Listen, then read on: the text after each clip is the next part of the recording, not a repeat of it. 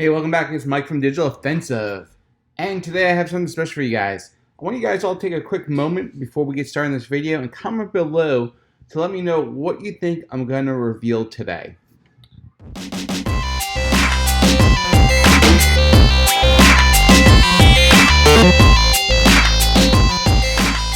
Alright, with no further ado, I have officially signed up for the OSCE.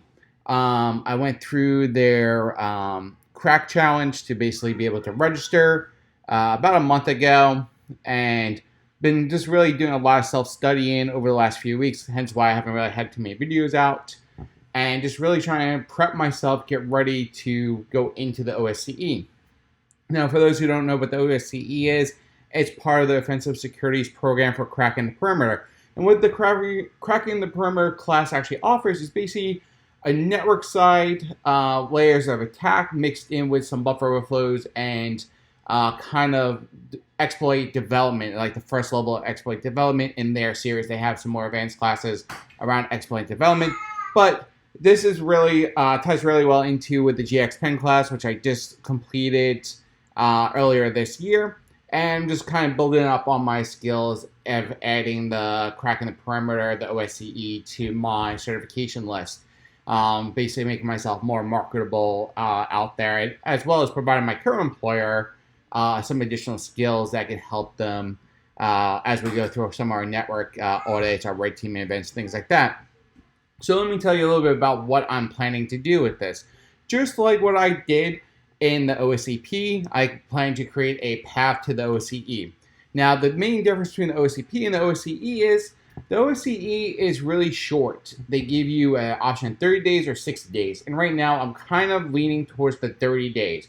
And the reason why I'm leaning towards the 30 days versus the 60 days, even though I'm one that always tells you buy more days, is because most of the labs can be built locally. That means you can basically pay for the money up front, the 30 days, get 30 days access to the lab, and do those labs that cannot be mimicked locally in your local virtual environments. That being said, you still have access to all the material, the books, and stuff like that, and you just basically build your local labs. Now, you will need to have some type of virtual environment set up. I use VMware Fusion. I got it for my Mac. I love VMware Fusion. I am not a fan of VirtualBox whatsoever. I've used it in the past, not a fan. VMware Fusion works really great on my Mac, and it's actually low cost. That's one good thing about Macs. Most of the time, Macs are really expensive to buy, but most of the software you buy for them, you usually get at a much discounted rate, which is great. But that being said, you will also need a copy of Windows 7, a copy of Windows XP, as well as an image of Kali.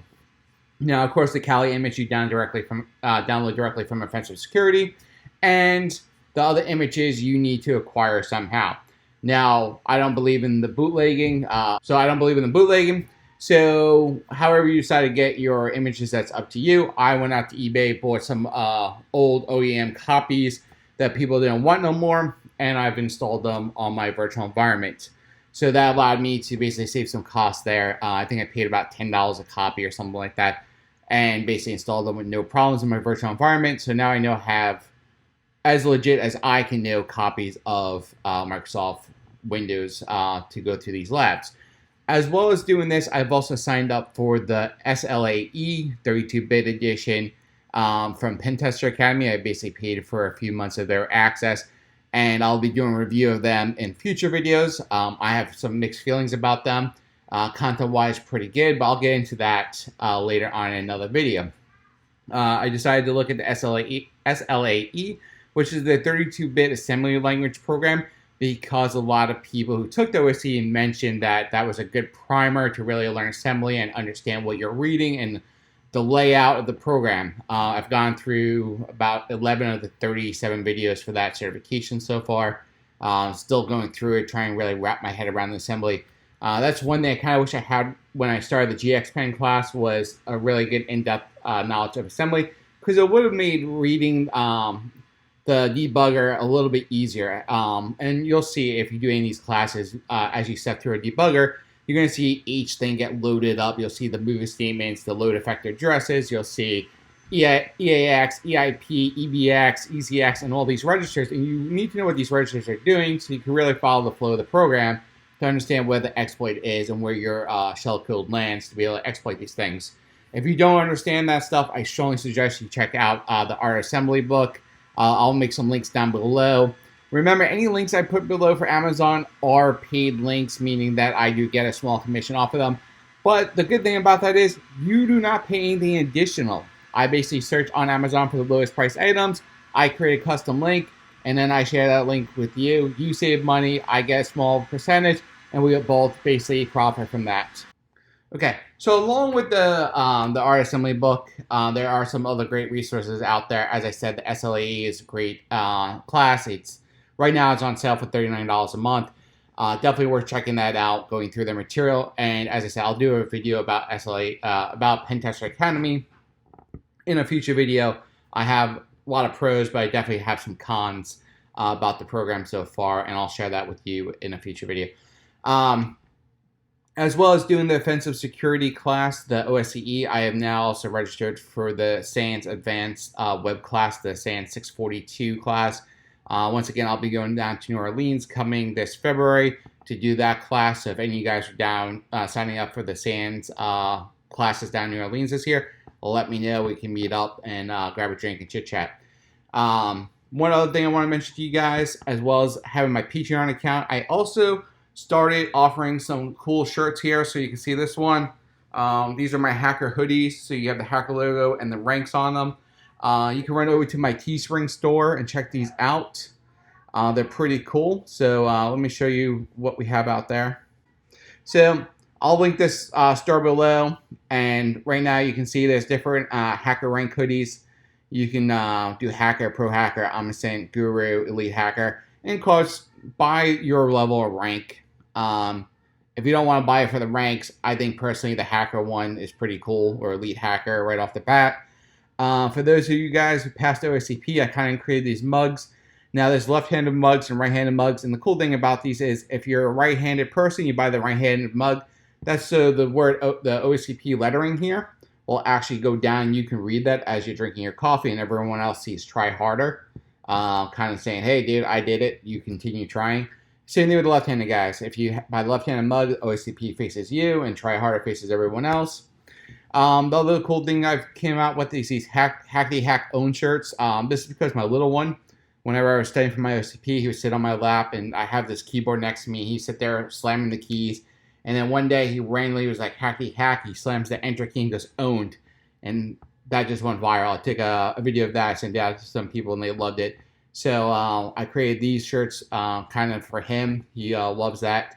He runs around the house all the time. Whenever I'm in my office, comes in here and goes, Dad, I want a hackety hack. And he sits here and hacks away on that keyboard.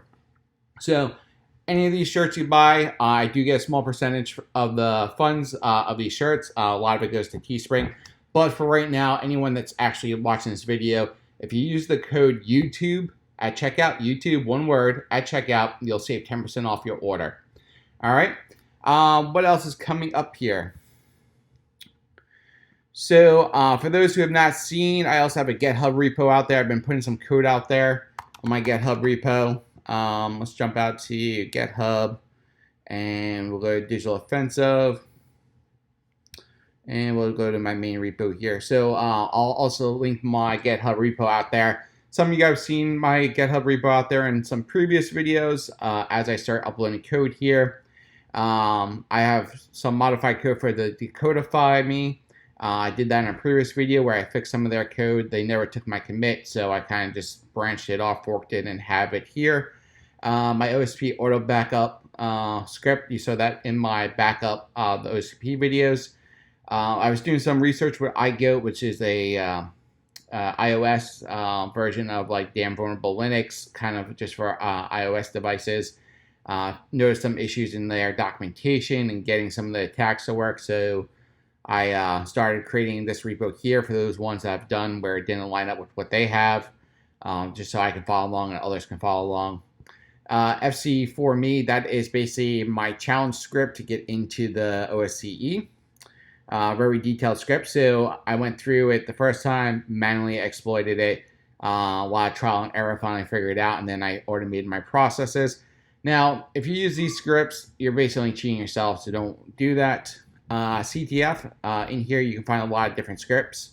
Some of the scripts I used for different Hack the Box challenges, as well as just some OSCP type scripts I used, such as user add.c, which is basically a little compile and auto add yourself to the system as a admin on Windows machines. Command.php, basically what it says, it's like CMD command shell for PHP. I'll update these as I continue going through and as I start researching more stuff. Usually if I'm doing a ctf-minute, I'll throw the scripts up in here so you guys have access to them. And then, of course, now I'm doing my Pen Tester Academy, so I'm basically putting all my homework assignments in here as I get through this, and as well as any other exercises I have to complete as I go through this. And then eventually, if I decide to do the certification for the SLAE, I'll throw all my certification scripts in here as well, because part of the certification process is you gotta share it out in the community. So I will be sharing it here. The cool thing I like about that class so far is like they teach you how to write your own assembly script, and they really go over how to use system calls and everything within your code. So that's really useful if you're looking at creating your own shells, your own attack scripts, your own assembly code, shell code. So basically it tells you where to look for all the system calls, so you know how to reference them in here. And then I created a lot of details in my comments, so I know what the scripts are doing, why it's valuable, where to find the additional information and stuff like that to build future scripts. So once again, guys, look forward to more videos on the OSCE. Make sure you check out my Hacker Swag store. Check out some shirts. Make sure you use the code YouTube to get 10% off. If you're new to the channel, make sure you subscribe and click the like button. If you're here for the OSCP stuff, make sure you check out my OSCP videos. But look forward to more videos around the OSCE moving forward. Thanks, guys. Have a good day.